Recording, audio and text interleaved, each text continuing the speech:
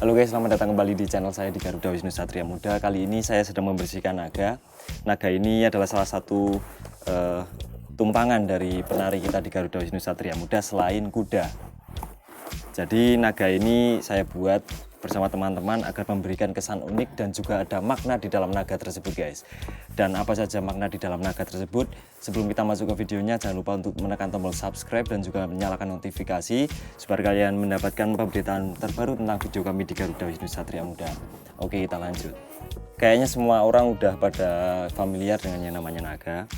Seperti yang kita tonton di televisi guys, atau di film-film, kalau naga itu wujudnya pasti besar, bentuknya seperti ular, dan ya memang ular karena naga itu sebenarnya adalah bahasa Sanskerta, dan kalau bahasa Indonesianya itu berarti ular.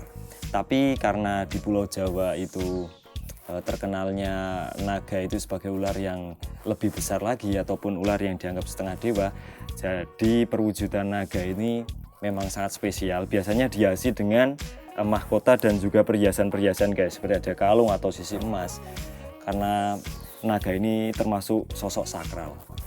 Dan di dalam mitologi Jawa guys, naga itu sebenarnya sebagai simbol berkah, keberkahan, seperti air, hujan, kesuburan itu biasanya diwujudkan dalam bentuk naga ini. Tentu aja kita nggak asing guys kalau kita main ke candi atau kita main ke situs-situs kuno pasti menggunakan lambang naga ini, karena lambang naga ini menggambarkan kesuburan dan juga keberkahan. Jadi guys, selain naga itu sebagai simbol keberkahan dan juga kesuburan, naga dalam mitologi Jawa atau dalam cerita Jawa juga digambarkan sebagai perwujudan raksasa besar setengah dewa yang mempunyai hati baik, dan dia juga sebagai penyangga Pulau Jawa. Jadi menurut cerita kuno itu bahwa sebenarnya Pulau Jawa itu disangga oleh sesosok naga dan juga kura-kura raksasa. Begitu guys kalau menurut cerita Jawa. Dan naga yang dikenal di dalam mitologi Jawa yang sepengetahuan saya itu ada 3.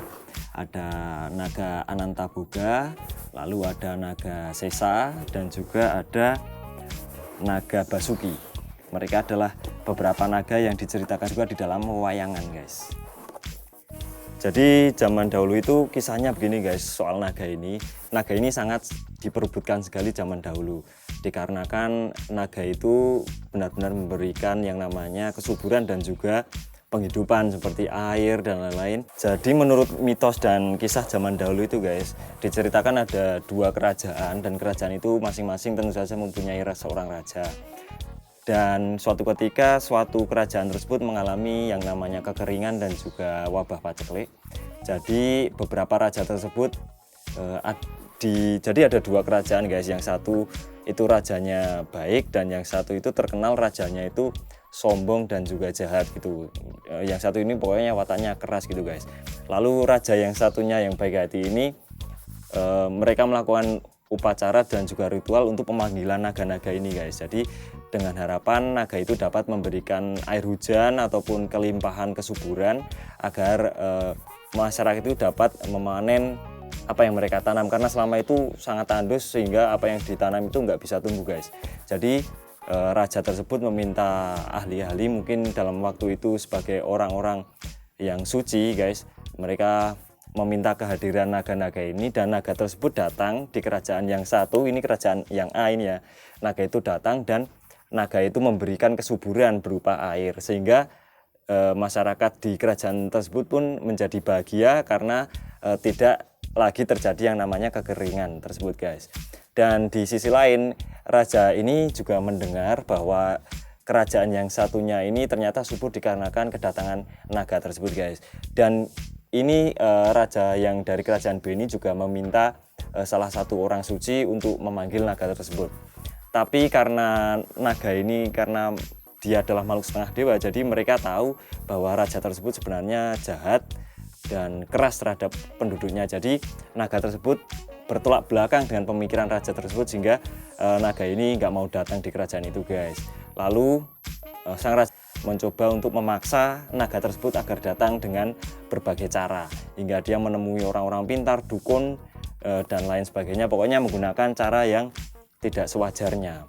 Lalu raja yang jahat tersebut akhirnya menggunakan berbagai cara guys, seperti yang saya katakan tadi, dan akhirnya beberapa mantra dan juga upacara dilakukan sehingga akhirnya naga ini terseret dan naga ini tidak mampu untuk menahan dirinya agar tidak menuju ke kerajaan B tersebut guys.